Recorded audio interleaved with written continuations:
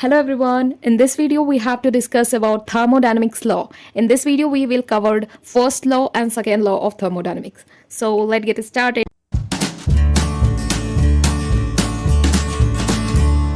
सबसे पहले हम लोग फर्स्ट लॉ ऑफ थर्मोडायनेमिक्स के बारे में समझते हैं.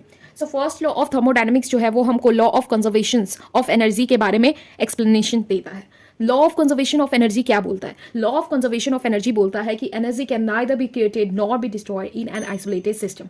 It can only be transfer from one form to another form. Okay, so first law से हमको पता चलता है कि कोई भी एक आइसोलेटेड सिस्टम लेते हैं. Isolated system is just like कोई भी हीट का ट्रांसफॉर्मेशन या फिर कोई भी चीज़ जो बाहर का चीज़ है, जो सराउंडिंग का चीज़ है, वो सिस्टम में इंटर नहीं कर पा रहा है. सो उस सिस्टम को हम लोग आइसोलेटेड सिस्टम कहते हैं. सो आइसोलेटेड सिस्टम में कोई भी एनर्जी जो है वो ना ही क्रिएट हो सकती है, ना ही उसको डिस्ट्रॉय किया जा सकता है. एनर्जी क्या हो सकती है? सिर्फ ट्रांसफर हो सकती है एक फॉर्म से दूसरे फॉर्म में. जैसे कि कोई भी बॉडी स्टेशनरी है, रुका हुआ है, तो उस पर क्या है? पोटेंशियल एनर्जी है. ठीक है, कोई हाइट पे है, उस पर क्या है? पोटेंशियल एनर्जी है. उसको हम ढकेल दिए, गिरा दिए नीचे, तो क्या हो गया? Potential energy will be converted into kinetic energy. ठीक है, सो फर्स्ट लॉ ऑफ थर्मोडायनेमिक्स हमको ये कहता है कि एनर्जी को हम लोग ना ही क्रिएट कर सकते हैं, ना ही डिस्ट्रॉय कर सकते हैं. किसमें? आइसोलेटेड सिस्टम में. ओनली क्या हो सकता है? ट्रांसफॉर्मेशन हो सकता है एनर्जी का एक फॉर्म से दूसरे फॉर्म में. ठीक है, फर्स्ट लॉ ऑफ थर्मोडायनेमिक्स से हमको इंटरनल एनर्जी का कॉन्सेप्ट मिलता है.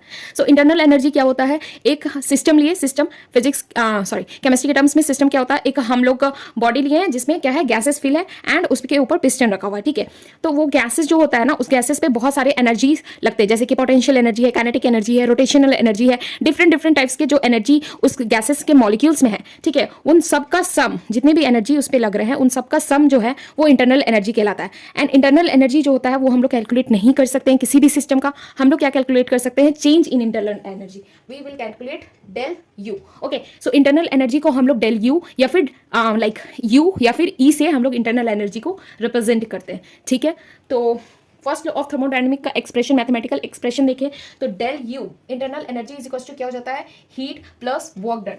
ठीक है, तो ये फर्स्ट लॉ ऑफ थर्मोडायनेमिक से हमको ये इक्वेशन मिलता है. ठीक है, जिसमें कि डेल यू या फिर इसको हम लोग ई भी लिख सकते हैं, जिसको हम लोग इंटरनल एनर्जी कहते हैं, एंड क्यू जो हो जाता है वो हमारा हीट ऑफ द सिस्टम हो जाता है, heat, and W is the work done. Okay, so first law of thermodynamic को हम समराइज करते हैं. तो फर्स्ट लॉ ऑफ थर्मोडायनेमिक से हमको law of conservation of energy मिलता है, जो कि ये कहता है कि एनर्जी जो है वो क्रिएट नहीं किया जा सकता है और ना ही डिस्ट्रॉय किया जा सकता है आइसोलेटेड सिस्टम में. वो क्या होगा? सिर्फ ट्रांसफर होगा एक फॉर्म से दूसरे फॉर्म में. ठीक है, तो आई होप कि first law of thermodynamic clear हो गया. Now we have to move on the second law of thermodynamic. So second law of thermodynamic से को हमको समझने से पहले इंट्रोपी टर्म्स को जानना होगा. ठीक है, सो इंट्रोपी क्या होता है? किसी भी सिस्टम में कितना डिसऑर्डर है. ठीक है, जैसे कि आप अपने रूम में रहते हो. ठीक है, स्पेशली बॉयज़ का रूम क्या होता है? बहुत ज़्यादा क्या होता है? स्कैटर्ड होता है. बहुत ज़्यादा क्या होता है उसमें? लाइक बुक्स इधर फेंके हुए, क्लॉथ इधर फेंके हुए, तो क्या है? रैंडमनेस है, लाइक डिसऑर्डर है एक. ठीक है, तो उस तरीके से सिस्टम में भी गैसेस मॉलिक्यूल्स में क्या होते हैं? डिसऑर्डर होते हैं. जब सपोज ये एक सिचुएशन ये जहाँ पे गैसेस मॉलिक्यूल्स क्या है? काफ़ी डिसऑर्डर है, काफ़ी डिस्टेंस पे है. ठीक है, और एक जिसमें कि पास है और एक जिसमें कि बहुत ज़्यादा पास है. तो सबसे ज़्यादा रैंडमनेस, सबसे ज़्यादा डिसऑर्डर किसमें है? केस वन में. तो इंट्रोपी कहता है, इंट्रोपी का डेफिनेशन ही होता है, क्या होता है? सिस्टम में डिसऑर्डर या फिर रैंडमनेस. ठीक है, तो जिस सिस्टम में जितना ज़्यादा वो गैसेस मॉलिक्यूल्स एक दूसरे से दूर या फिर डिसऑर्डर या फिर रैंडम रहेंगे, उतना ज़्यादा उस सिस्टम का इंट्रोपी होगा. ठीक है, सो इंट्रोपी का मतलब समझ गए. इंट्रोपी को हम लोग एस से डिनोट करते हैं और हम लोग चेंज इन इंट्रोपी निकालते हैं किसी भी सिस्टम का. ठीक है, तो इंट्रोपी इज इक्वल टू क्या हो जाता है? Heat upon temperatures. ठीक है, इंट्रोपी का ऐसा यूनिट अगर देखें तो इंट्रोपी का ऐसा यूनिट कितना होता है? जूल पर केल्विन. ओके, सो अब हम सेकंड लॉ ऑफ थर्मोडायनेमिक में मूव करते हैं. सो सेकंड लॉ ऑफ थर्मोडायनेमिक में हमको दो स्टेटमेंट मिलता है. ठीक है, फर्स्ट जो स्टेटमेंट होता है वो है केल्विन प्लैंक स्टेटमेंट. ठीक है, तो केल्विन प्लैंक स्टेटमेंट को हम समझते हैं पहले. सो केल्विन प्लैंक स्टेटमेंट जो है वो कहता है कि it is impossible to build a heat engine whose efficiency is 100%. Okay, तो फर्स्ट जो स्टेटमेंट है सेकेंड लॉ का, वो हमको ये कहता है कि केल्विन जो है ये कहता है कि कोई भी ऐसा मशीन, कोई भी ऐसा हीट इंजन बनाना पॉसिबल नहीं है जो कि क्या कर देता है? हीट को 100% कन्वर्ट कर देता है किसमें? वर्क में. ठीक है, जैसे कि अगर हम लाइक गाड़ी में फ्यूल बढ़ाते हैं. ठीक है, सो गाड़ी में फ्यूल बढ़ाते हैं तो क्या होता है? फ्यूल जो होता है वो एनर्जी हीट में कन्वर्ट होता है, वर्क में कन्वर्ट होता है.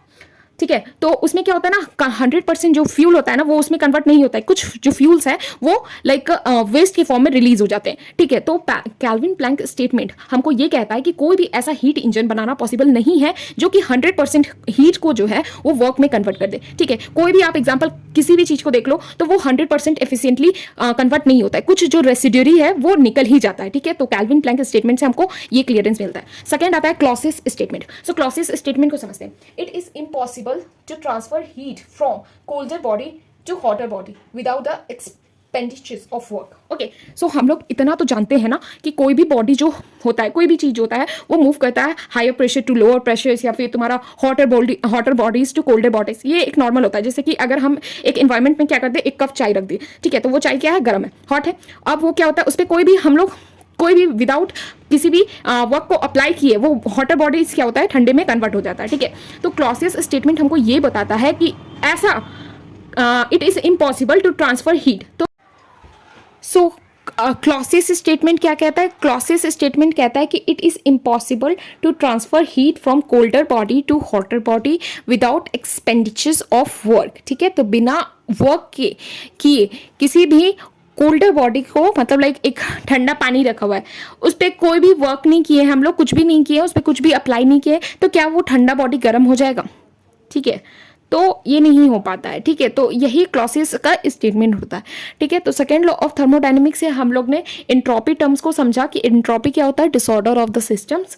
एंड कैल्विन प्लैंक स्टेटमेंट देखा जिसमें कि कोई भी ऐसा हम लोग हीट इंजन्स को क्रिएट नहीं कर सकते हैं जो कि 100% क्या कर सके, हीट को वर्क में ट्रांसफर कर सके।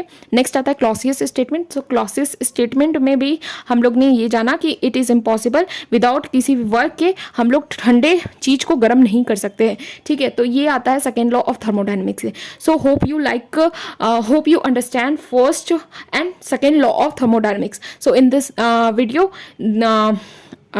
आई थिंक वीडियो काफ़ी लॉन्ग हो गया है। सो इस वीडियो में हम लोग फर्स्ट और सेकेंड लॉ ऑफ थर्मोडायनेमिक्स को अच्छे से समझ लिए हैं, एंड नेक्स्ट वीडियो में हम लोग थर्ड लॉ और जीरो लॉ को भी समझेंगे। So hope you like my videos, thanks for watching, see you in the next lectures, bye bye.